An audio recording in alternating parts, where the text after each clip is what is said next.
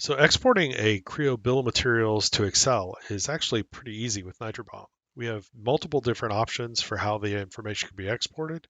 I'm just going to take the defaults that are here, and we're going to create a file called cool ASM. This is just a normal Excel file. There's nothing special about it at all. We can also either create a file from Nitro-BOM or select one that's already out there to reuse.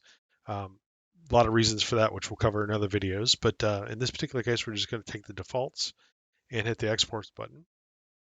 And as you can see here, it is generating the various reports that we may be interested in. The first report is actually a full BOM report, which is a one-to-one mapping of the bill of materials structure within Creo to Excel. The full summary BOM is a compressed version of that that includes a quantity column per level. A summary BOM is basically the same report except broken out by subassemblies. And then the total components BOM gives us a summary across all components across the entire design with quantities and also the various parameters that are associated with them. This last report is the all params report. This is a really special report for doing not just reporting of what our data looks like across the entire design for each unique component and each parameter that they have, but also can be used to import changes into Creo from this single report or rename models and drawings too. Very powerful report. We can also customize these reports. So, for example, if we wanted to limit our exports to designated only, or limit things to only a specific list of parameters using a parameter map, which we'll cover in a different video, or let's say we wanted to do something simple like drop file extensions, or maybe not report the header in each report. If we just set these couple of options, they should be fairly obvious as you look at them. It's going to update our reports and show us that in fact we've got something that has been pruned down.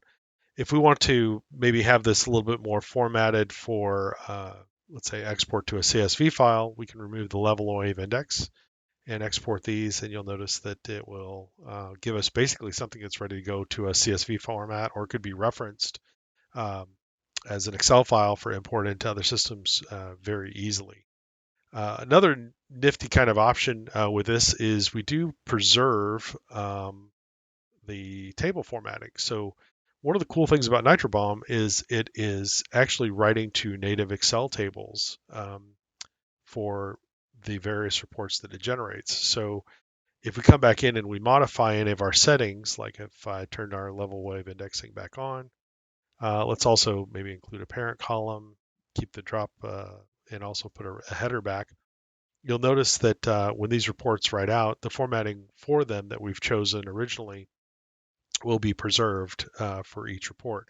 So this is kind of a nice feature. It also helps us keep the speed up because we're running to native Excel tables, and it also enables you to use those tables for other purposes. So for example, we also create Power Query connections to that data that can be then used for cost estimation or data synchronization and validation with other remote databases, other worksheets, or CSV files quite easily. We'll cover those in some different videos too.